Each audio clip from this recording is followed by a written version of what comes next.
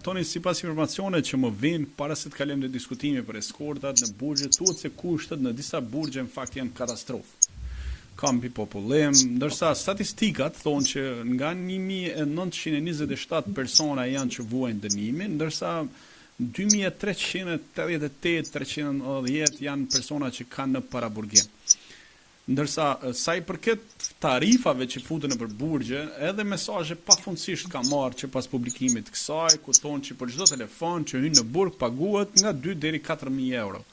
Varet nga siguria e burgjeve. Gjithashtu thonë që vetë komanda e burgut, grupi i gatshëm apo shefat e burgut, i vendosin këto telefonata, i fusin brenda këto telefonata kundrejt detyrimeve, pagesave në bashkëpunim me drejtorin. Gjithashtu ne e theksuam edhe pak më lart që bllokuesit e valve dhe internetit në shumicën e rasteve nuk funksionojnë qëllimisht, sepse i bëjnë me dije, po themi, në një farë mënyre.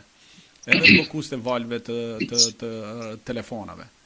Ndërsa sa i përket lëndëve narkotike që fatkeqësisht kanë filluar në një pikë, po themi, ndryshe nga herë tjera është shtuar tash doza ose janë shtruar përdorimi i tyre, thonë që në për 1 gram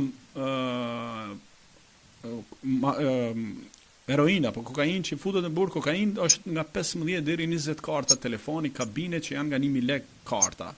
Pra diku te 15 deri 20000 lekë të reja i bie për 1 gram kokainë, ndërsa për një cigara shash deri 30000 lekë ose 3 karta telefoni, që pagesat sipas atyre që më shkruajnë janë se bëhen me familjarët tek shefat e policisë, jashtë shefat e sektorit, dhe më pas ata konvertohen në karta apo shpërndahen informacione mes tyre.